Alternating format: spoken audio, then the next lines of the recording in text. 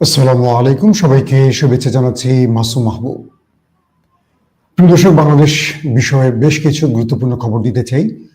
আসছে 11 তারিখ, কি করবে জামাত ইসলাম? তারা বলেছে ঢাকার চিত্র পাল্টে যাবে। জামাতের কি কর্মকৌশল রয়েছে যেটি 11 তারিখ দেখবে বাংলাদেশ?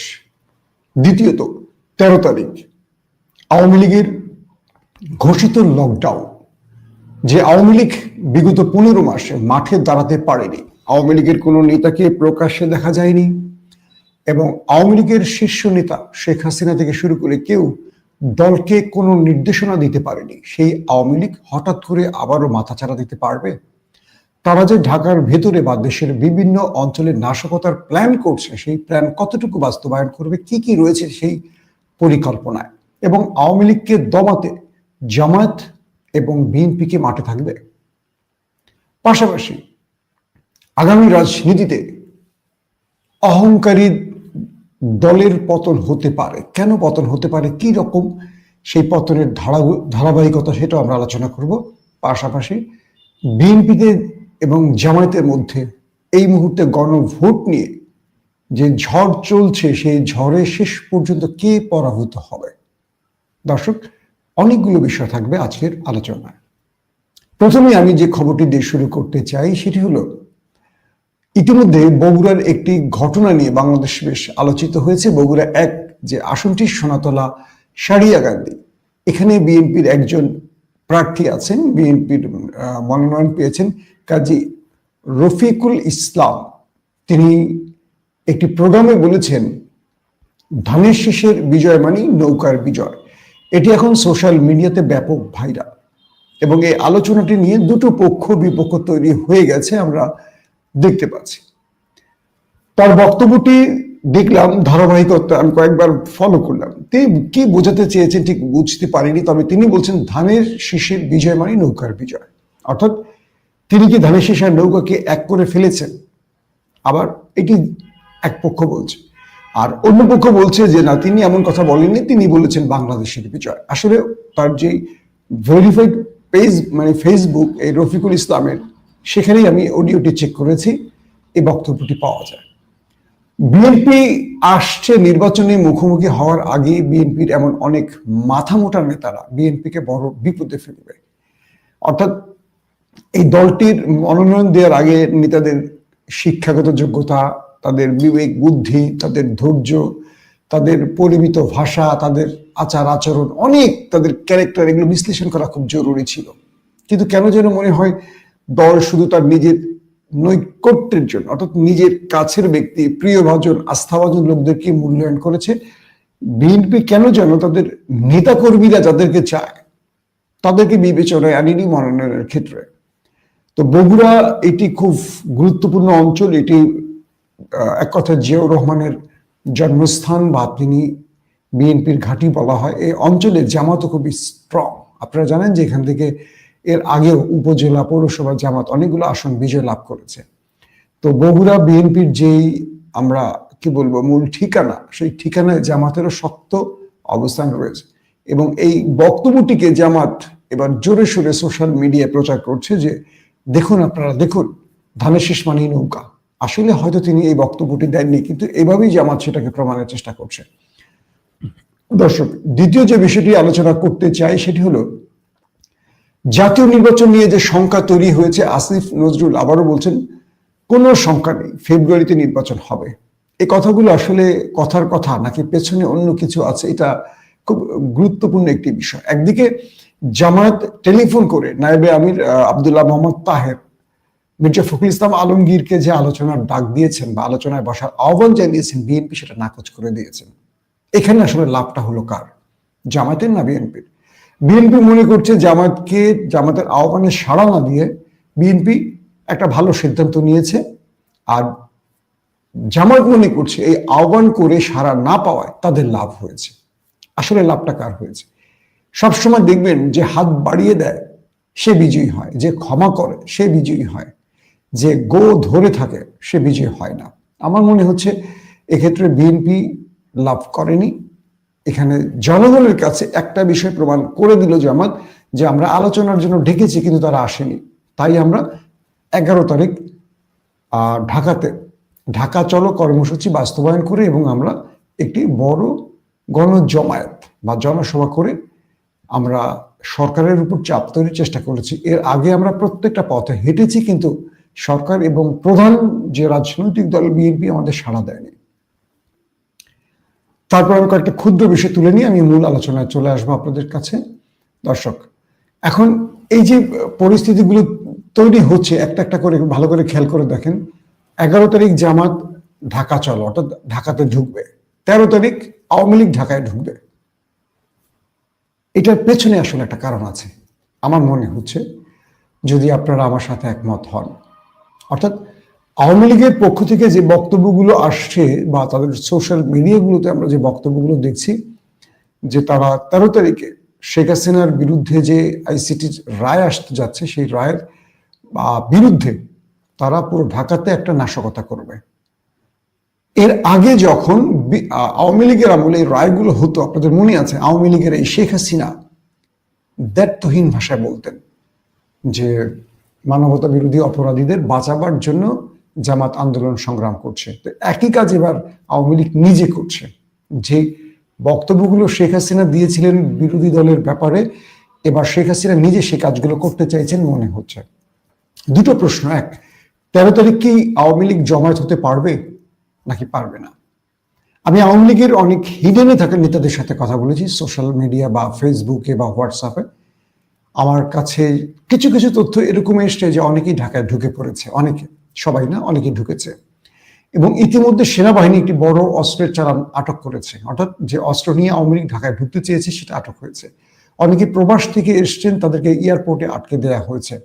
বিভিন্ন পয়েন্টে পুলিশ কড়া প্রহরায় রয়েছে। কড়া পাহারার থাকার পিছনে দুরকম তথ্য আসছে। একটা হলো, যেখানে এখনো আওয়ামী সমর্থিত পুলিশরা রয়েছেন, ওসি, এসপি কিংবা তাদের পরের যে কর্তারা রয়েছেন পুলিশের, তারা যখন বুঝতে পারছেন আওয়ামী লীগের কেউ আসছে, তাদেরকে বিভিন্নভাবে সুযোগ তৈরি করে দিচ্ছেন ঢাকার মধ্যে ঢোকার। পুলিশের মধ্যে একটা গ্রুপ, আরেকটা গ্রুপ আছে যে কোনো ভাবে তারা আওয়ামী লীগকে ঢুকতে দেবেন না এই চেষ্টা করছেন। বিষয়টা হলো, পুলিশের মধ্যে তো আমাদের কোনো শুদ্ধি অভিযান চলেনি। পুলিশের মধ্যে 70-80% এখন আওয়ামী লীগের পুলিশ রয়েছে। উপর থেকে কিছু পুলিশকে এদিক থেকে ওদিক, ওদিক থেকে এদিক করা হয়েছে। তো ইতিমধ্যে আওয়ামী লীগের একটা গ্রুপ ঢাকায় ঢুকেছে, একটা গ্রুপ ঢাকায় ঢোকার প্রস্তুতি নিচ্ছে। কারণ 13 তারিখ প্রোগ্রাম হলে 12 তারিখ তারা ঢুকলেই তো পুলিশ বেশি পাহারা বসাবে, তাই অনেকে ইতিমধ্যে ঢুকে পড়েছে বিভিন্নভাবে।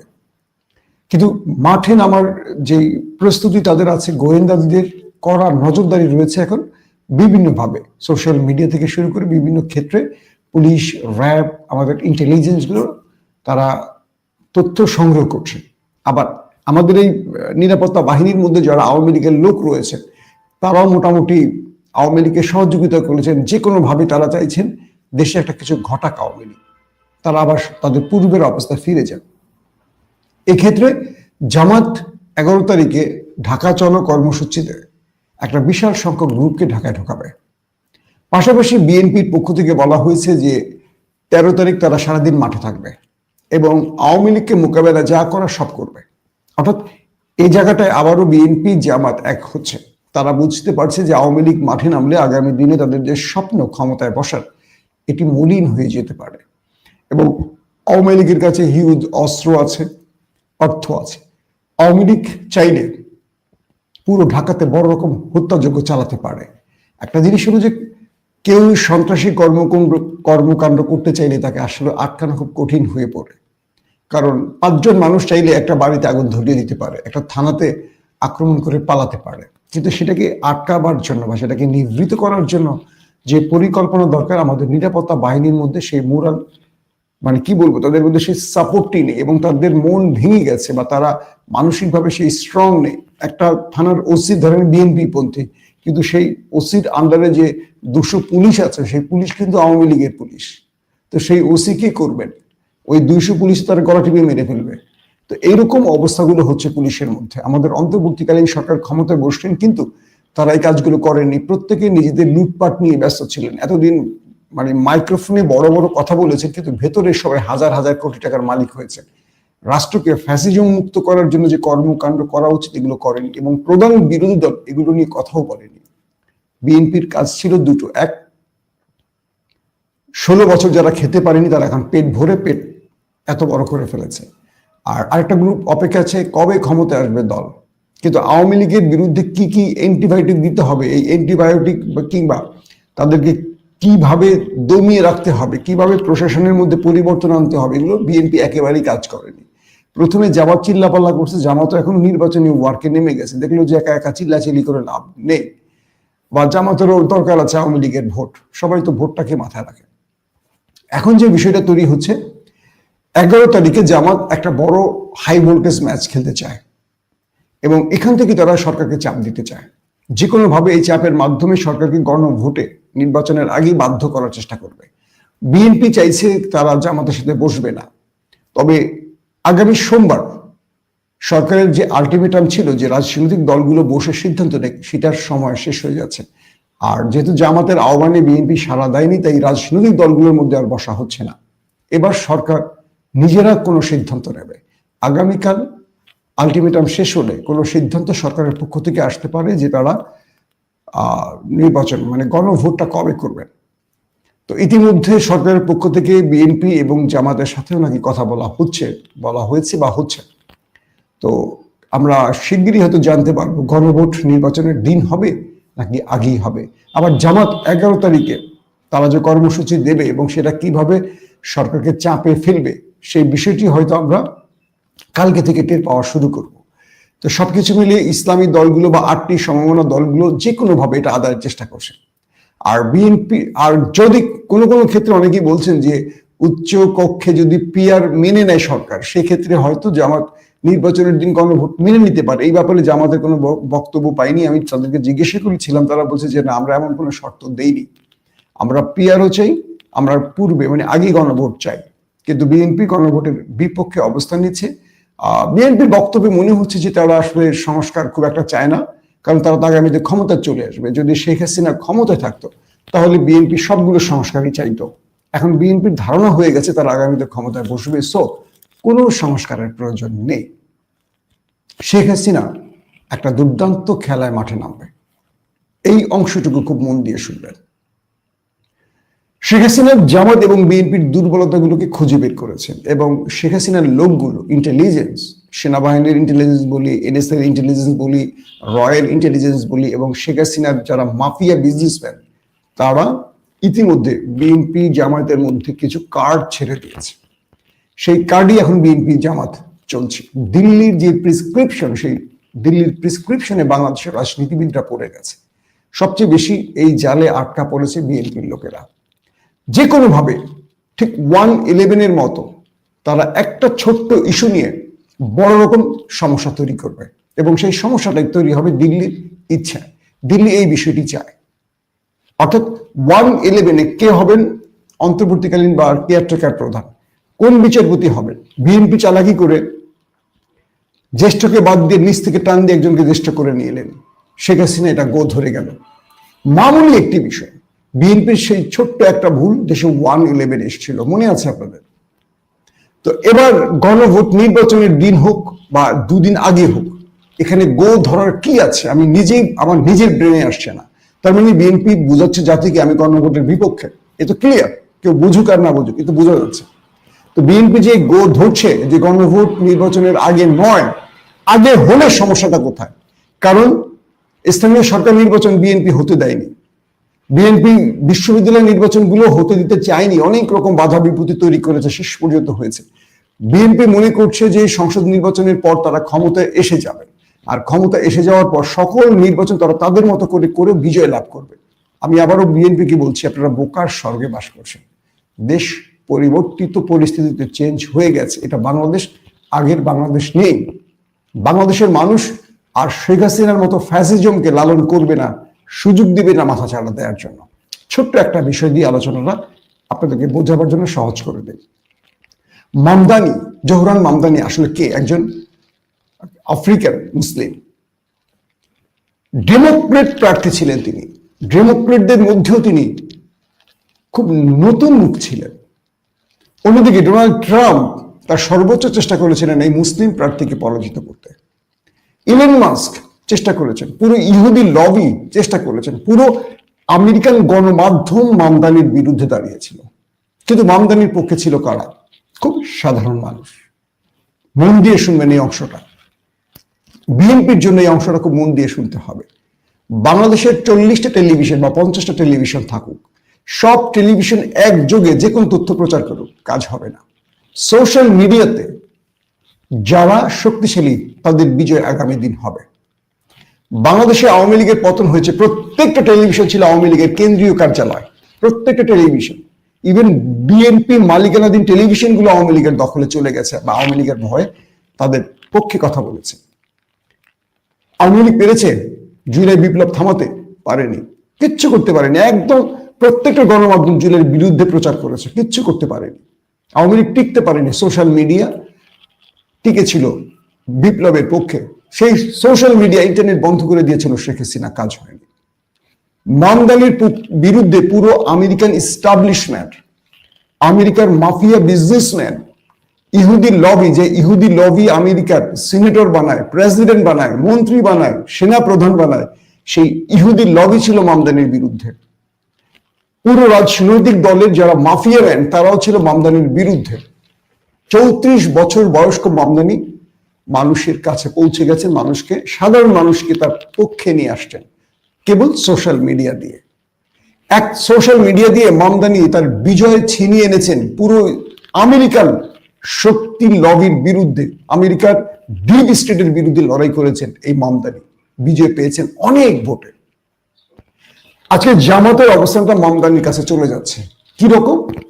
সংস্কার, এই পরিবর্তন, সংবিধান পরিবর্তন, যে বিষয়গুলো জামাত চাইছে এগুলো সাধারণ মানুষের চাওয়া। এটা বিএনপি বুঝতে পারছে না, পারে না, আমি বুঝতে পারছি না। আর বিএনপির অবস্থানটা হলো কি ডিপ স্টেটের মতো। এক নেতা প্রধানমন্ত্রী হবেন, দলের প্রধান হবেন, এখানে ছাড় দেবেন না। এক নেতা একাধিকবার প্রধানমন্ত্রী থাকতে পারবেন, এখানে ছাড় দিবেন না। মানে এই যে ক্ষমতাকে একটা টেবিলে রাখার যে চিন্তাগুলো, এই চিন্তাগুলো কিন্তু শেখ হাসিনার আমলে বিএনপির ছিল না। বিএনপি বারবারই বলতো যে না, এক ব্যক্তি সকল ক্ষমতার মালিক হলে দেশ চলতে পারে না, দেশে ফ্যাসিজম তৈরি হয়। কিন্তু বিএনপি এখন আওয়ামী লীগ চলে যাওয়ার পর বিএনপি এখানে আর ছাড় দিচ্ছে না। বিএনপি একই কায়দায় সেই বিষয়টি চাইছে, কিন্তু জনগণ চাইছে না, এটা বিএনপি বুঝতে পারছে না। গণভোট হলে বিএনপির ভয়টা কোথায়? গণভোট হলে হা বিজয়ী হবে, না পরাজিত হবে, এটা মোটামুটি বোঝা যাচ্ছে। তার মানে কি, বিএনপি জেনে গেছে হা বিজয়ী হলে তাদের এই পরিবর্তনগুলো করতে হবে। তার মানে জনগণ হায়ের পক্ষে, এটা বিএনপি জানে, কিন্তু বিএনপি জনগণের বিপক্ষে দাঁড়াচ্ছে। তো আসছে নির্বাচনে এই যে বিএনপি ন্যায়ের পক্ষে যাচ্ছে বা বিএনপি যে জনগণের বিপক্ষে দাঁড়াচ্ছে, এটা বিএনপির জন্য একটা বড় ডিসক্রেডিট হবে। এবং আসছে নির্বাচনে জামাত এই কার্ডগুলো খেলবে বিএনপির বিরুদ্ধে। এখন বিএনপি চিন্তা করছে তাদের রাজনৈতিক নেতাদের ক্ষমতা হাতে রাখার জন্য যে পরিকল্পনা তারা করছে, এটা জনগণ ভেস্তে দিতে পারে। তাই তারা গণভোটটাকে চাইছে না এই মুহূর্তে। তারা তো গণভোট চাইনি, পরবর্তী বাধ্য হয়েছে নির্বাচনের দিন। কিন্তু নির্বাচনের দিন এই গণভোট হলে এটার কোনো প্রয়োজন বা মূল্য থাকবে না। ইভেন এটা বাস্তবায়ন নাও হতে পারে, কারণ নির্বাচনের পরের দিন রাষ্ট্র চলে যাবে আরেকটা বিজয়ী প্রার্থীর দখলে। এখন ধরেন যদি আল্লাহ না করুক, আমি আল্লাহ না করুক কি বললাম, জামাত ক্ষমতা চলে আসে, বিএনপি কি করবে? তখন তো জামাত ইচ্ছে মতো সংবিধান পরিবর্তন করবে। তখন বিএনপি ভাববে আরে গণভোটটাই তো ভালো ছিল, আগে যেটা ইউনিট সরকার করতে চেয়েছে সেটাই তো ভালো ছিল, পিআর উচ্চ কক্ষে নিম্ন কক্ষে, এটা নিম্ন কক্ষে দিলে তো আরো ভালো হতো। বাংলাদেশের রাজনীতি পরিবর্তন হচ্ছে। এক মামদানি কোত্থেকে এসে নিউ ইয়র্কের মেয়র হয়ে গেছে, আগামী দিন আমেরিকান প্রেসিডেন্ট হবে এই ছেলে, মনে রাখবেন। তার প্রতিটি বক্তব্য, তার কর্মকাণ্ড নিয়ে আমি দীর্ঘ সময় স্টাডি করেছি। তিনি তার বক্তব্য দিয়ে জনগণকে বুঝিয়েছেন আমি আপনাদের নেতা। আর বিএনপি বলছে কি, ধানের শীষ মানে নৌকার বিজয়। আমাদের সালাম ভাই ঢাকার নেতা সাংবাদিকদের গুঁতো মেরে ফেলে দিচ্ছে। আমাদের নেতারা হুমকি ধমকি দিয়ে কথা বলছে। আমাদের যারা নমিনেশন পেয়েছে বিএনপি থেকে তারা ঠিক পূর্বের রাজনীতিটা করছে, কিন্তু সময়টা পাল্টে গেছে। যুবকরা টিভি দেখে না এখন। আমার বাসায় 3টা টিভি পড়ে আছে, আমি দেখি না কাউকে একদিন টিভিটা অন করতে, সবাই সোশ্যাল মিডিয়ায় আছে। তো টেলিভিশনে যতই মুখ দেখেন নেতারা মনে করেন টকশো করে জাতির কাছে পৌঁছে গেছেন, না। টেলিভিশনের যে অংশটুকু ভাইরাল হয় মাল্টিমিডিয়া বা সোশ্যাল মিডিয়া, ওইটুকু মানুষ দেখে। কজনে টিভি দেখে বলেন বাংলাদেশে? একটু আপনারা নিজেরাই কমেন্ট করেন যে আপনারা কয়জন টিভি দেখেন, কয়জন টিভি সংবাদ দেখেন। এই টেলিভিশনগুলোকে ধ্বংস করে দিয়ে গেছে শেখ হাসিনা গত 16 বছরে। সো আসছে সময়টাতে ভয়ঙ্কর কিছু ঘটতে পারে। বিএনপি জামায়াতের এই মুখোমুখি অবস্থানের জন্য ফেব্রুয়ারিতে নির্বাচন নাও হতে পারে। যতই সরকার বলতেছে নির্বাচন হবে হবে হবে, আমার কেন যেন মনে হচ্ছে এইখানে আরেকটা 1-11 মতো সমস্যা তৈরি করতে পারে এই বিএনপির একটা অংশ। আমি কেন বারবার বলি যে গণভোটটা আগে করিয়ে নেন, ফেব্রুয়ারি নির্বাচনটা আমাদের জন্য ইজি হয়ে যাক। আর এই রাষ্ট্রে পরিবর্তন আনতে হবে আপনাকে, আপনি চান আর না চান পরিবর্তন আসবে, নতুবা আবার নতুন বিপ্লব সৃষ্টি হবে। একক ক্ষমতার মালিকার এই দেশে কেউ হতে পারবে না। আমি এটা ঘোর বিরোধী, আমি যেই পক্ষেরই হই না কেন। আমি চাই এই দেশ আইনের শাসন প্রতিষ্ঠিত হোক। আমি চাই এই দেশে কোনো একক ব্যক্তি সকল কিছুর মালিক না হয় শেখ হাসিনার মতো। এই দেশে এই ব্যক্তি ফ্যাসিস্ট হয়ে ওঠে, এটা চান আর না চান হয়ে যাবে। কিন্তু বাংলাদেশকে সেই দিকে কেউ নিতে চাচ্ছে। আবার বিএনপির বিশাল সংখ্যক জনগোষ্ঠী এটা বোঝে না। আমি বিএনপির অনেক নেতা কর্মীর সাথে মাঠে কথা বলি, যারা অ্যাক্টিভ রাজনীতি করেন, পদবিধারী, তাদের চিন্তা একরকম। কিন্তু যারা সাইলেন্ট ভোটার, বিএনপিকে ভালোবাসেন, ভোট দেন, এদের বক্তব্যটা কিন্তু ভিন্ন। এদের বক্তব্যটা ভিন্ন। এরা পরিবর্তন চান দেশে। তো অ্যাক্টিভ রাজনীতি করেন বা পোস্ট পজিশনে বসে আছেন কয়জন? আগামী নির্বাচনে জামাত যদি হার্ডলি ওয়ার্ক করে, জামাত যদি প্রতিটা কেন্দ্র বিএনপি যদি দখলের পরিকল্পনা করে, সেখান থেকে জামাত রক্ষার চিন্তা করে, যে পলিসি নিয়ে তারা নামছে, আমার মনে হয় জামাত কুলিয়ে উঠতে পারবে, বিএনপি কুলিয়ে উঠতে পারবে না। কারণ জামাতকে সাধারণ মানুষ সাপোর্ট দিয়ে বসবে, ইতিমধ্যে সাপোর্ট দেওয়া শুরু করেছে।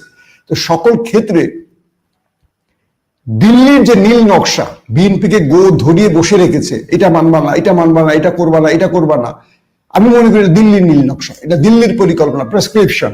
তো এই বিষয়টিতে বড় রকম বিপদে পড়ে যাবে বিএনপি আগামী দিনে। আর যদি গণভোট ইস্যুতে সরকার মেনে নেয় যে আমাদের দাবি, এখানেও বিএনপির পরাজয় হবে। এবং এই পরাজয় সংসদ নির্বাচনে বিএনপিকে ভালো রকম কি বলবো মাসুল দেয়াবে।